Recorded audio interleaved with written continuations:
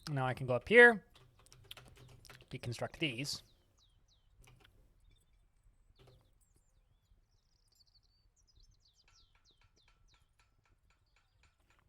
The stereo portion of your vintage game computer stereo electronics shop. That sounds like a failed business waiting to be started. We've had two like electronics computer repair stores go out of business here, an old used game store go out of business here, and a used audio gear place go out of business here in a very short period of time. So I'm not super, I don't particularly believe in those business models currently.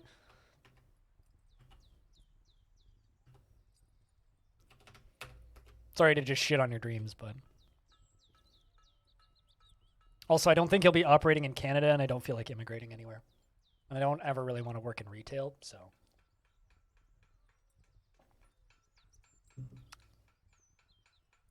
For some reason, I kind of figured that this wasn't attached, but I guess it is.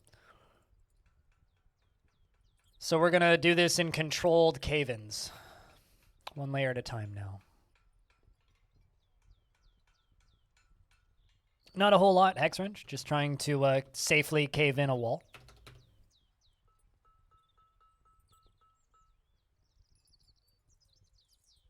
Well, he said not to let your dreams be memes. Wait, I think that's how the line went.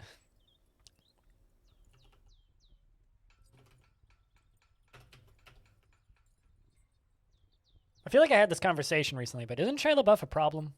Like, didn't he get canceled for something? Yeah, I don't know. I don't really ever want to work in retail. Like I've said many times in the past, my actual goal in life is to get to the point where I can have a house with a little bit of property, just enough property so that I can have bees and chickens, and a sizable vegetable garden. And I just want to make content on the internet and take care of bees. That's literally all I want to do with my life. Like, that is my long-term goal for the future.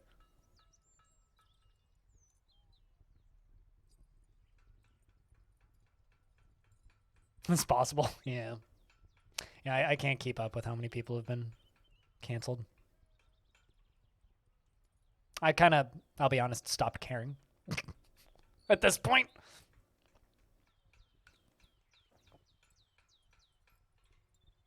I just assume everybody is an asshole until proven otherwise. Which I think is maybe a safe assumption these days. Just assume that everybody's a douche until proven otherwise. Everybody is innocent until proven guilty. Everybody is guilty until proven innocent. And move on with your life. It's a very good way to never have any friends, to be completely honest.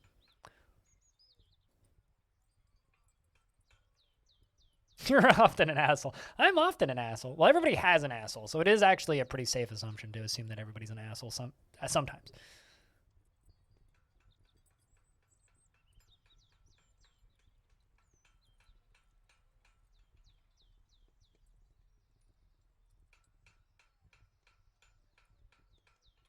Literally waiting for this slow-ass dwarf to link a building to trigger. But how's things, Hex Wrench? I always want to just call you Heck Wrench, but it is Hex. Why do you hex the wrench? Or are you a wrench named Hex? Like, are you a witch that is casting a hex on a wrench? Or are you saying that we should all heck the wrenches? I always wonder about usernames. Especially the ones that probably mean nothing. It's just never not entertaining to me. Also, Hobo, if you're still lurking, what the heck was Tommy Wiseau doing on Twitch the other day? Because I wasn't home until the stream was over.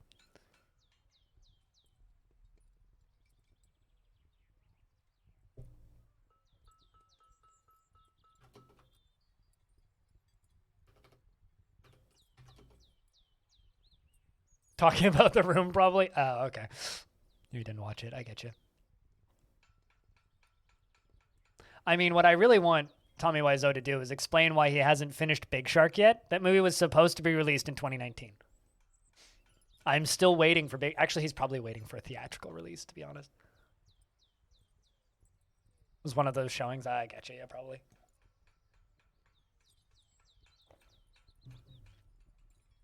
I want him to release Big Shark so badly. I just want like an hour and a half of stupid. I mean, if I'm actually that desperate for an hour and a half of stupid, what I really should do is just not wait for Big Shark. I should just go watch Sharknado. That's what I should actually do. But for some reason, I'm waiting for Big Shark against my better judgment.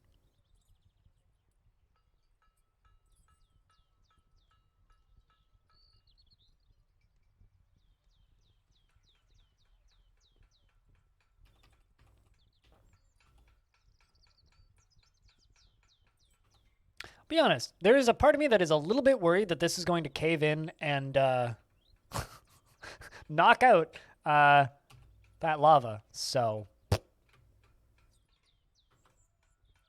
it's okay. If it does, I have a way of draining it. So that'll be exciting. What could possibly go wrong, right? What could possibly go wrong with me accidentally releasing a bunch of lava into the rest of the fort?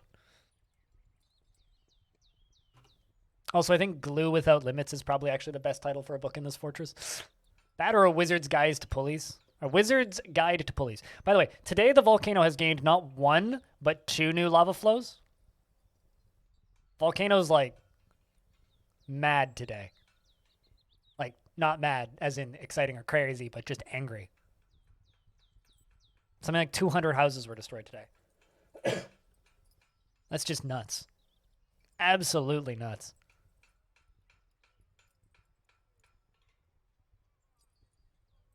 But nobody's been killed yet, so I don't have to, like, preface it with this has killed people. I can just be like, it's a pretty volcano. And just being able to say it's pretty volcano is good.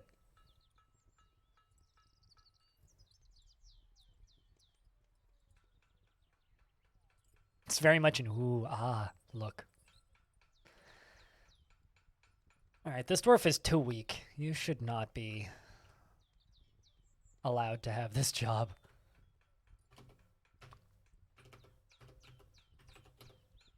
All right, let's turn you guys off. Let you guys go back to just being dwarves.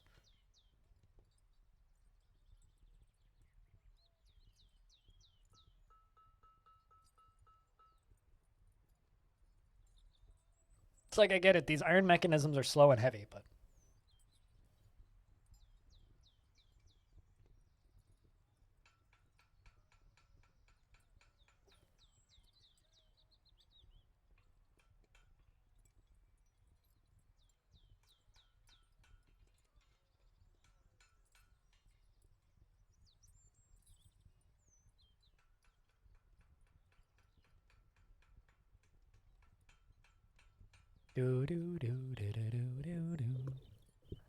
You know, because you mentioned the room, I think about things that are terrible. And it makes me go back and want to ask and have the question answered again. What the fuck happened with the quiet man? Like, does anybody else just, like, randomly wake up in the middle of the night and go, what the fuck happened with the quiet man? Or is it just me? Because I'd say, like, maybe once or twice a month, I will just, like, have a day where I just sit there and I go, the fuck happened with the quiet man? And why did Square Enix publish that game? And how did it actually get released? And how are they still charging $25 for it? I really want to watch that documentary because it literally killed that studio.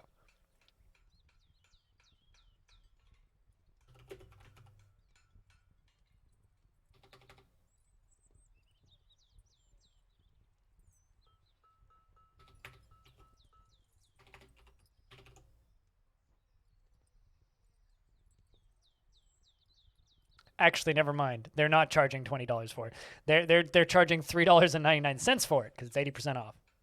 But seriously, like I wonder on like a frequent basis, how did this game come out? Seriously, how? How did they release this thing?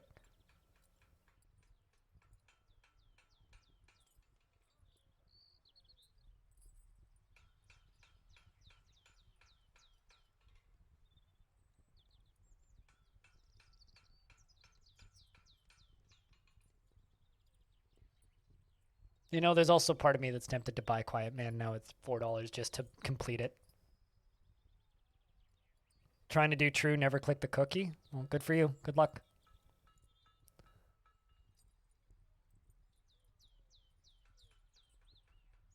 If you sit there and play it, but that's that's not how I do it anyway.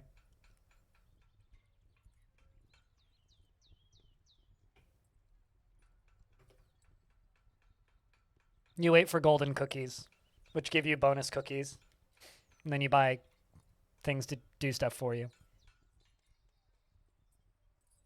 Yeah, no, I believe it. Yeah, it's just sitting there and waiting for a golden cookie to show up, and then when golden cookie shows up, then you're golden, and you click the cookie. And then you just simply resist clicking the other cookie. All right, dwarves, let's go to the celebrate room. Everybody celebrate good times, come on.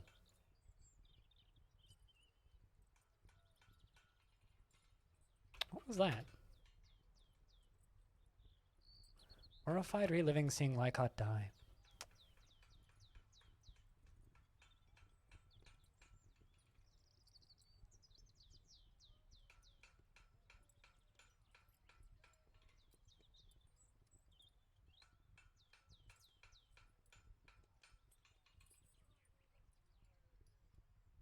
All right, let's see. Is this tower clear?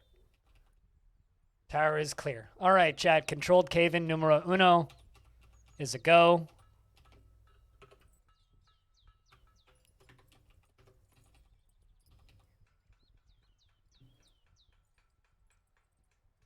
And it didn't work. What did I fuck up?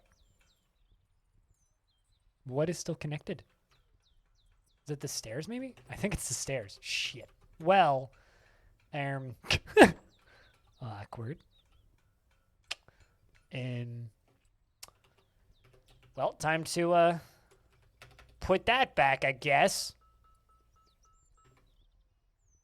You know what? Fuck it. Let's just let the dwarves celebrate for a bit. We'll do that later.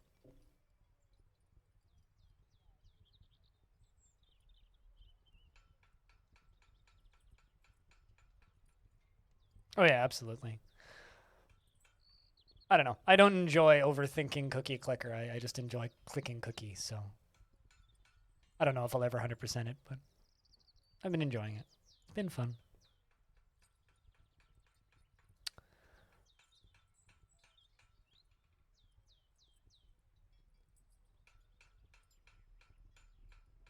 What, to do the hard mode never click? That sounds like work.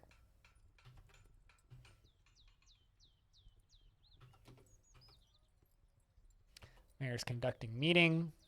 And Free is attending meeting. So we have to just let the dwarves just take a long ass break up here because I need them to make babies. So it's time for them to make babies. Damn it. Also, I'm going to add... Oh, hey, that is actually in the celebrate room. Cool.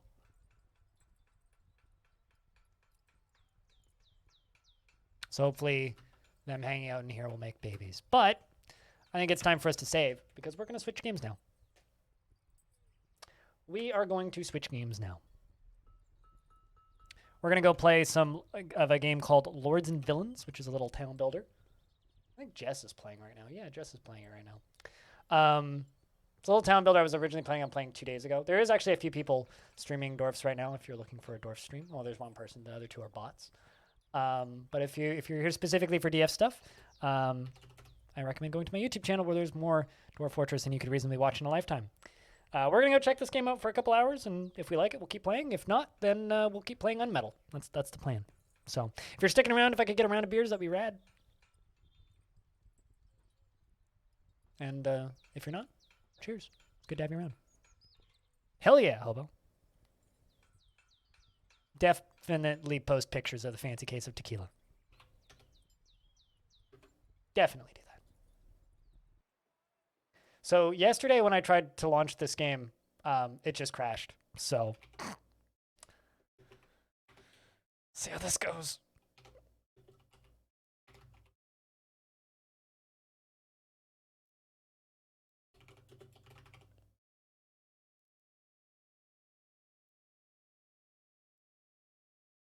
Oh no, Darren sub dropped.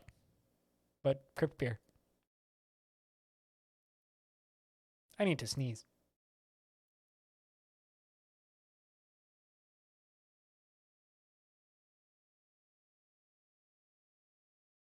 Please no crashy game.